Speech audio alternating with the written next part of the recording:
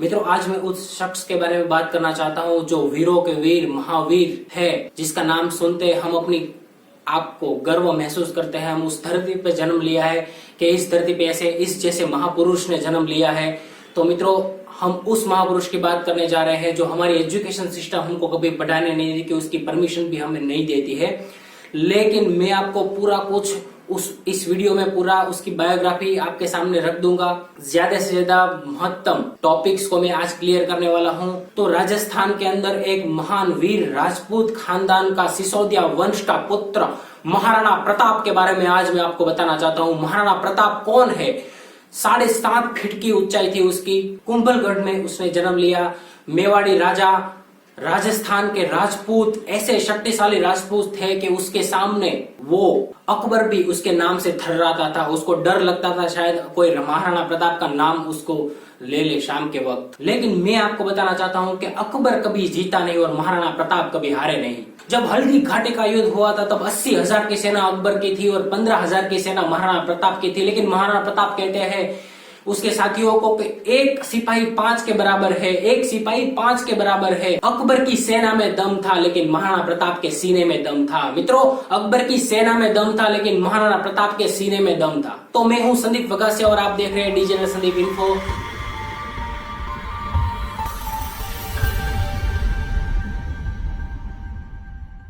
तो चलिए शुरू से शुरू करते हैं। महाराणा प्रताप का जन्म 9 मई 1540 में कुंभलगढ़ में हुआ था।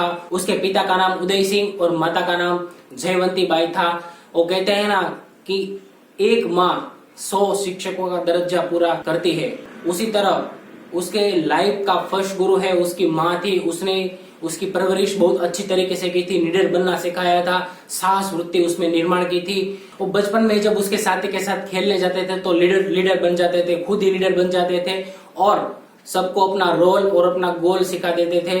तो बचपन में उसने आर्मी की ट्रेनिंग जो है वो खत्म कर ली थी, पूरी ट्रेनिंग खत्म कर ली थी। उसी दौरान उसने अस्त्र शस्त्र विद्या में भी पारंगत हो गए थे। थोड़े ही समय में, अल्प आयु में उसने सारे अस्त्र शस्त्र विद्या का ज्ञान प्राप्त कर लिया था और एक युद्ध के लिए वो तैयार हो चुके थे। उसके परिवार में और भी सदस्य थे जैसे बप्पा रावल उसका नाम लोगों ने रखा था क्योंकि उसने तुर्कियों को भारत की सरजमीन पे कभी पैर नहीं रख दिया था, उसने लोगों ने उसका नाम बप्पा रावल रख दिया था। उसके बाद राणा हमीर और राणा सांगा, उसके बाद राणा प्रताप। लेकिन उसमें से महाराणा सिर्फ महाराणा प्रताप को ही बोला जाता है क्योंकि उसका कर्म ऐसा था कि लोगों ने उसको महाराणा प्रताप का बिरुद दे दिया। महाराणा प्रताप शरीर से बहुत ताकतवर थे। उसकी हाइट 7.5 फीट की थी। मित्रों, आज आप जो ग्रेट खली के बुलाते हैं उसकी हाइट 7 फुट है। महाराणा प्रताप का वजन 110 किलो था। 70 किलो का कवच पहनते थे, 10-10 किलो के जूते और 10-10 किलो की तलवार रखते थे और 80 किलो का भाला बहलोल खान को पूरा घोड़ा समेत काट डाला। ऐसे कहा जाता है कि सिक्का अगर महाराणा प्रताप ऐसे उंगली में दबाए रखे तो सिक्के में छाप पड़ जाती है उसकी निशान की। अगर सोचो अकबर का सिर उसके हाथ में आ गया था तो उसका क्या हाल हर्ष न करता। लेकिन अकबर बड़ा शातिर था। उसने परिवार में आपस में लड़ाई करवा दी और कुछ भाइयों को अपने साथ ले लिया और महाराणा प्रताप के खिलाफ कर दिया। This is not first time in our history. मित्रों, मैं आपको बताना देना चाहता हूं कि ये फर्स्ट टाइम हमारे हिस्ट्री में नहीं हुआ था कि अपने के खिलाफ हो जाएंगे और पूरा राजपाट जो है वो पूरा तख्ता पलट हो जाता है। सिकंदर जब आया था तो उसने अंबी के साथ हाथ मिलाकर पोरस को दगा दे दिया था। उसके बाद मोहम्मद गोरी पृथ्वीराज चौहान को दगा देकर जयसिंह ने उसका साथ दिया था। मित्रों, ब्रिटिशर भी भारत में आके अपना झंडा नहीं गाड़ सकते थे अगर ग्वालियर के सिंधिया, इंदौर के होलकर और हैदराबाद के निजाम, पटियाला के राजा ने धोखा नहीं दिया होता। इसीलिए हमारा देश मार खा गया था। अगर उस टाइम ये लोग ने धोखा नहीं दिया होता तो मित्रों अंग्रेज कभी भारत में आ ही नहीं सकते थे और पैर भी नहीं रख सकते थे और आज हमारा भारत सोने की चिड़िया नहीं लेकिन सोने का पक्षी होता। महाराणा प्रताप को इतनी दिक्कत नहीं आती अगर उसके अपने भाइयों ने उसका साथ निभाया होता। तो अकबर ने पीछे से अजमेर के राजा टोडरमल और जयसिंह को अपने साथ कर लिया। राजपूत पे कुछ राजा को अपने साथ कर लिया और फिर उसको महाराणा प्रताप के सामने उकसाया। लेकिन मित्रों, अपने महाराणा प्रताप भी कहीं कम नहीं थे। उसने क्या किया, अपनों ने साथ नहीं दिया तो क्या हुआ, उसने भीलों से जाकर उसके मदद मांगी और भीलों को पूरा संगठन रचा दिया, पूरा समूह की रचना की। उसने वहां पे आर्मी ट्रेनिंग चालू कर दी, छापामार युद्ध, द्विकंटक युद्ध, सारी युद्ध कलाएं, अस्त्र विद्या जो भी उसने सीखी थी सारी कुछ उस भीलों को सिखा दी और समग्र भील समुदाय को उसने अपने साथ खड़ा कर लिया। और वो भील समुदाय ऐसे इतने महाराणा प्रताप के वफादार हो गए, मरने और मारने को भी तैयार थे उसके लिए। अकबर की सेना जब अटैक करती थी तो महाराणा प्रताप तट के उसका सामना करते थे। उसका साथ भीलों की जो समग्र साथीदार समुदाय थे वो सब उसका साथ देते थे और इधर उधर जाके निकल जाते थे, फिर से नई सेना बनाते थे।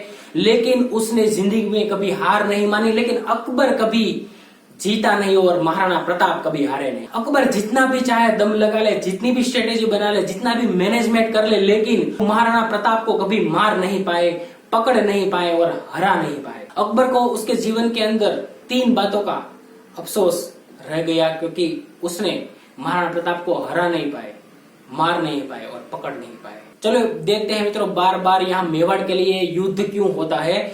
मेवाड़ जो है वो जियोग्राफिकली और पॉलिटिकली बहुत इंपॉर्टेंट था, क्योंकि दिल्ली से मेवाड़ और मेवाड़ से जाके समुद्र के रास्ते जो भी इंपोर्ट एक्सपोर्ट का माल सामान की हेराफेरी होती थी, इसलिए दिल्ली से अगर कोई भी माल सामान पहुंचाना है तो मेवाड़ से होकर मेवाड़ के रास्ते पार करना रहता था। इसलिए मेवाड़ बहुत इंपॉर्टेंट था और आंख में कने की तरह अकबर को खींच रहा था। लेकिन महाराणा प्रताप कभी हारे नहीं और अकबर कभी जीते नहीं। जब अकबर की सारी नीतियां फेल हो गई तो अकबर ने साम दाम दंड भेद की नीति अपनाई। महाराणा प्रताप को लालच देने की सोची और एक के बाद एक हिंदू राजाओं को भेजते गए। टोटल 8 बार उसने प्रपोजल महाराणा प्रताप को भेजा, लेकिन उसको नाकामी मिली। उसमें से एक प्रपोजल ऐसा भी था कि उसको मेवाड़ के बदले आधा हिंदुस्तान उसको देने के लिए तैयार था अकबर, लेकिन फिर भी महाराणा प्रताप ने ना बोल दी। क्योंकि मित्रों इसी वजह से शायद मेरा सोचना यही है कि इसी वजह से महाराणा प्रताप को आज भी राजस्थान के अंदर भगवान का दर्जा दिया जाता है। उसने एक छोटे से मेवाड़ के बदले आधा हिंदुस्तान उसको देने के लिए तैयार था अकबर, लेकिन उसको लालच नहीं थी। मित्रों जब अब्राहम लिंकन अमेरिका में भारत के दौरे पे आने वाले थे, तब उसकी माँ ने उसके कहा था कि बेटा तुम इंडिया जा रहे हो तो वहां से हल्दी घाटी से थोड़ी मिट्टी लेके आना, क्योंकि उस मिट्टी में जो शूरवीर पैदा होते हैं वो अतुलनीय है। तो फिर अब्राहम लिंकन ने कहा ऐसा क्या हुआ, तब उसकी माँ ने कहा था कि महाराणा प्रताप आधे हिंदुस्तान के बदले उसने अपनी जन्मभूमि नहीं छोड़ी थी, तो इसलिए मैं उनको आज भी नमन करती हूँ। हल्दी घाटी का युद्ध 1576 में हुआ था। हालांकि महाराणा प्रताप के पास सेना थोड़ी कम थी, लेकिन वो स्ट्रेटेजिकली और मेंटली और मैनेजमेंटिकली बहुत पावरफुल थे। उसका यहाँ पे मित्रों सीखने का लेसन जो है वो यही है, क्वांटिटी होना जरूरी नहीं है, लेकिन आपके पास क्वालिटी होना जरूरी है। अगर आप स्ट्रेटेजिकली और मैनेजमेंटिकली आप सिचुएशन को हैंडल करते हो तो निश्चित से जीत आपकी होगी।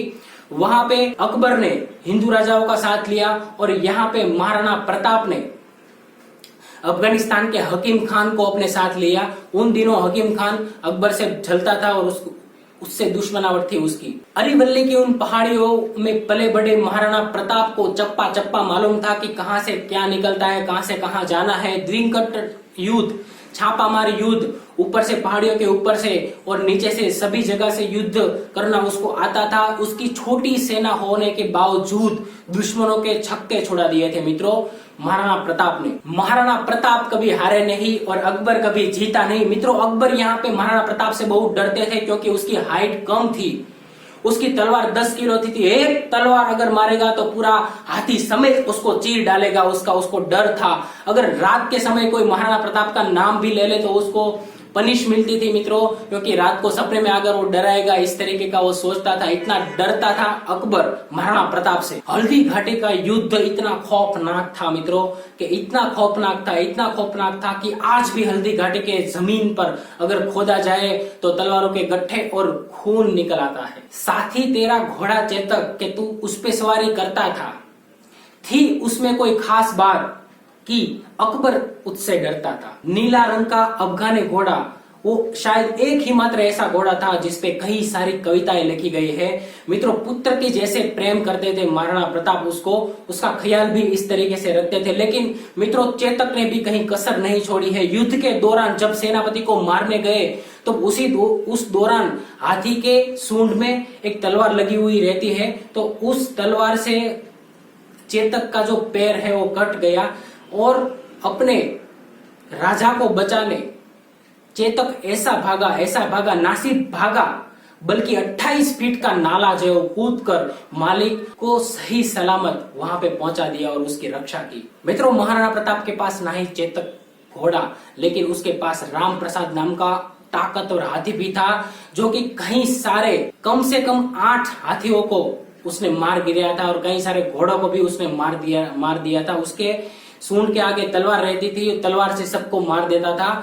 अकबर की निगाह उस हाथी पर थी, राम प्रसाद पे थी, किसी भी तरह से उसको बंदी बनाना है। फिर अकबर ने 12 हाथियों को उसके पास लगा दिया और घेरा बना लिया और महावतों की मदद से उस हाथी पे अपना कंट्रोल कर लिया, उसको बंदी बना लिया।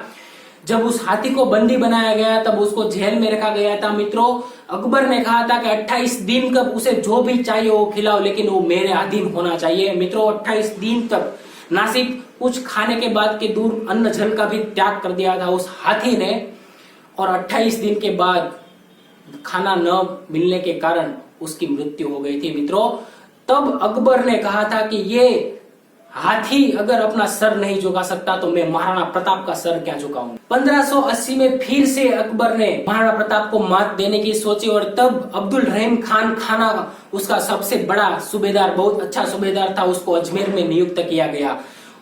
उसमें अजमेर में नियुक्त करने के बाद महाराणा प्रताप के सेनापति अमर सिंह ने उसको शेरगढ़ में हमला करके उसका ध्यान भटकाकर यहाँ से अजमेर से उसकी बहू बेटियों को यहाँ पे ले आए। तब महाराणा प्रताप को बहुत दिल से दुख लगा था। उसने अमर सिंह को डांटा और कहा कि अभी जाओ, उसको सही सलामत उसकी बहन और माताओं को उसके यहाँ छोड़ के आओ। हमारा युद्ध जो है वो दुश्मन के साथ है, ना कि उसके परिवार वालों के साथ। युद्ध खेला जाता है रण मैदान में, नहीं कि उसके परिवार के साथ खेला जाता है। ये थी मित्रों महाराणा प्रताप की उदारता और ये था उसका चरित्र। उसके कुछ समय बाद मित्रों एक अफवाह उठी थी कि महाराणा प्रताप अपने आप को सरेंडर कर रहा है। तब अकबर ने पृथ्वीराज राठौड़ को बुलाकर कहा कि पृथ्वीराज राठौड़, देखो महाराणा प्रताप आज सरेंडर कर रहा है, अपना हथियार डाल रहा है। तब पृथ्वीराज राठौड़ को बहुत धक्का लगा और उसने जाके एक चिट्ठी लिखी महाराणा प्रताप को। मुझे विश्वास नहीं हो रहा है ये बात सुन के कि जंगल का शेर सियारों के साथ रहेगा। क्या सूर्य बादलों के पीछे छुप जाएगा? क्या चातक धरती का पानी पिएगा? हाथी अब कुत्ते के जैसा जीवन बिताएगा?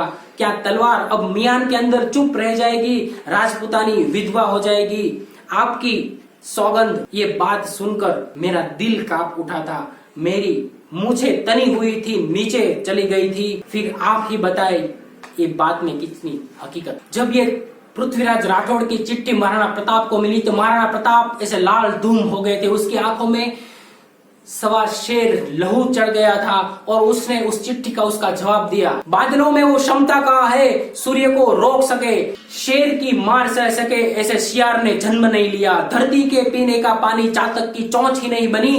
कुत्तों की तरह जीवन बिताने वाले हाथी की बात हमने आज तक नहीं सुनी। मित्रों, महाराणा प्रताप भूखे रहे, पेड़ पौधे खाए, फल फ्रूट खाए, उसके ना बैठने का ना बिस्तरा गद्दा कुछ भी उसके पास नहीं था।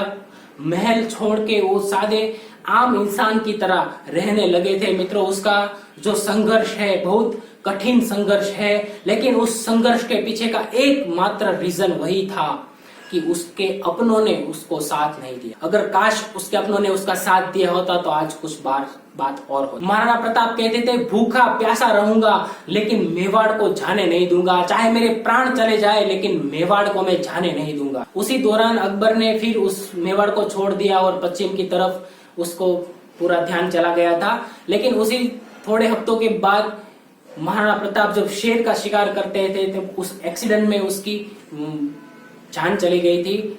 लेकिन जब ये समाचार अकबर को मिला तब अकबर बहुत रोया था। मित्रों, अकबर ऐसा राजा था, अकबर भी एक महान राजाओं में उसकी गिनना होती है, लेकिन जब महाराणा प्रताप उसके दुश्मन की बात उसने सुनी तब वो उसके आंख में से पानी निकल गया था और उसने भी एक चिट्ठी लिखी थी। महाराणा प्रताप एक ऐसे शक्तिशाली और मेधावी राजा थे कि जिन्होंने अपने गौरव को और मान को कभी झुकने नहीं दिया।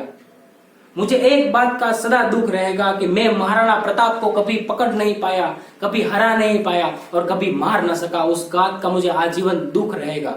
ऐसी चिट्ठी लिखी थी मित्रों। जब जब घर टूटेगा तब तक दुश्मन आपको लूटेगा। मित्रों ये बात गांठ मार के लिख लो कि जब जब आपका घर टूटेगा तब तक दुश्मन आपको लूटेगा। मित्रों इंडिया के साथ भी वही हुआ है, भारत के साथ भी वही हुआ है। अपने ने ही अपने को धोखा दिया है, इसलिए बाहर के मायके लाल आके यहाँ पे उसने सब कुछ लूट लिया है। हम आपको पता है हमारा देश सोने की चिड़िया था और क्या हो गया है अभी। लेकिन ये कहानी है, इस कहानी से आपको अगर थोड़ी सी वैल्यू मिलती है तो मित्रों ये कहानी शेयर करो। ये कहानी महाराणा प्रताप की नहीं, ये भारत की गौरव की कहानी है मित्रों। ये कहानी कभी भी आपको एजुकेशन सिस्टम में या आपको पढ़ाया नहीं जाएगा मित्रों, क्योंकि ये कहानी सुन के आपके अंदर साहस और वीरता पैदा होगी। ये कुछ लोग चाहते नहीं है कि भारत की प्रजा जो है वो साहसी और वीर हो।